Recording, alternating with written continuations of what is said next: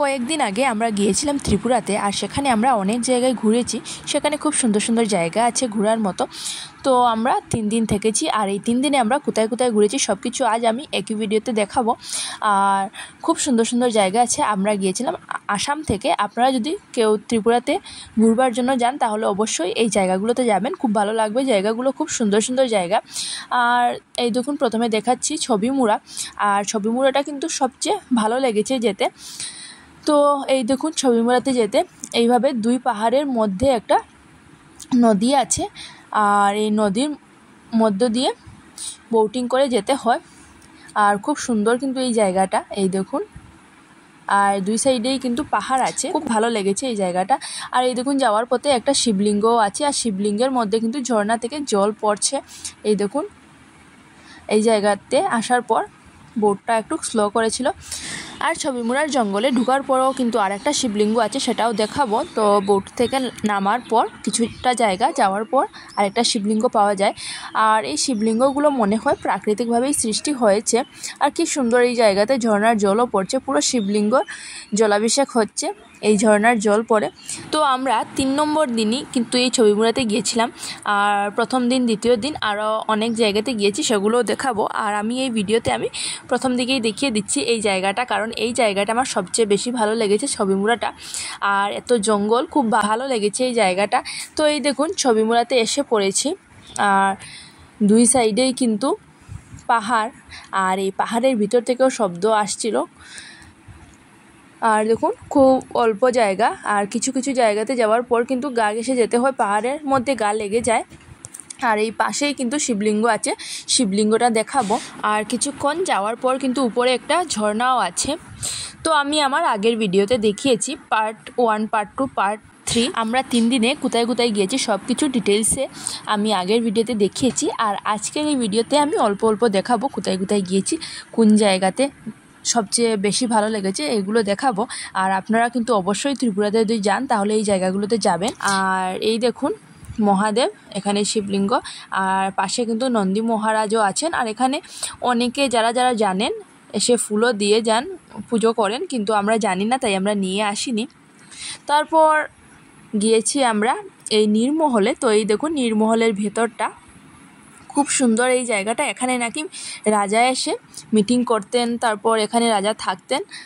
তারপর রাজার কোনটা বেডরুম ছিল, ডান্সিং রুম ছিল, তারপর গেস্ট রুম ছিল, সব কিছু রুমের ভিতরে একটা বোর্ডের মধ্যে লেখা আছে। আর এই দেখুন নীরমহলের উপরটা অনেকটা বড় এই জায়গাটা কিন্তু। আর আমরা পুরোটা জায়গা ঘুরতেও পারিনি, কারণ বেশি সময় নিয়ে আসিনি। আর এখানে আসতেও কিন্তু জলের মধ্যে দিয়ে আসতে হয়।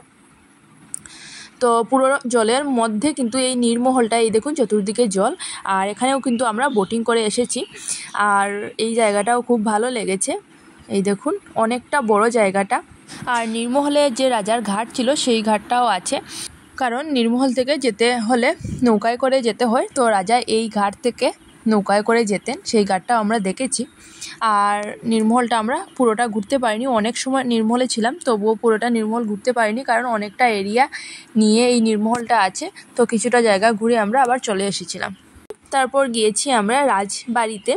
তো এই জায়গা হলো রাজবাড়ি, আর রাজবাড়িতে রাজা থাকতেন।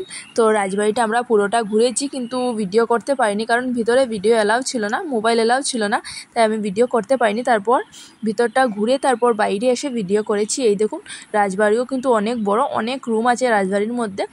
এই জায়গাটাও খুব ভালো লেগেছে। আর রাজবাড়ির ভেতরে কিন্তু অনেক কিছু দেখার মতো আছে, আর খুব সুন্দর সুন্দর জিনিস আছে রাজবাড়ির ভেতরে, অনেক ফটো আছে, তারপর রাজার অস্ত্র আছে, অলংকার আছে, তারপর আরও অনেক কিছু আছে। তারপর রাজার যে বিছানা ছিল সেটাও আছে, রাজার ড্রেসও আছে, সব কিছু আছে রাজবাড়ির ভেতরে, সব কিছু দেখেছি, অনেক কিছু আছে।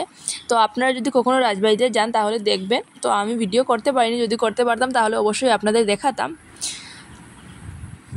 আর এই দেখুন রাজবাড়িটা, খুব সুন্দর রাজবাড়িটা। তো সবচেয়ে বেশি ভালো লেগেছে কিন্তু ছবিমুড়াটা। তারপর আমরা গিয়েছি ত্রিপুরেশ্বরী মন্দিরে। আর ত্রিপুরেশ্বরীর মন্দিরের পুরোটা ব্লগ আমার চ্যানেলে আপলোড করা আছে, আপনারা চাইলে দেখতে পারেন। আর আমরা প্রথম দিন কিন্তু ত্রিপুরেশ্বরী মন্দিরে গিয়েছি, সেখানে গিয়ে পুজো দিয়েছি, অনেক সময় সেখানে বসেছি। আর এই দেখুন মায়ের মূর্তিটা, এই দেখুন। তো আমি আগে ভিডিও আপলোড করে নিয়েছি, তাই বেশি কিছু দেখাতে পারছি না, অল্প অল্প দেখাচ্ছি। আর এই দেখুন ত্রিপুরেশ্বরী মন্দিরের পুকুরের মাছ কচ্ছপ আছে, অনেক বড় বড় কচ্ছপ মাছ আছে। তো খুব ভালো লেগেছে এই জায়গাতে এসে। আর এই প্রথমবার আমি কচ্ছপও দেখলাম, এই দেখুন।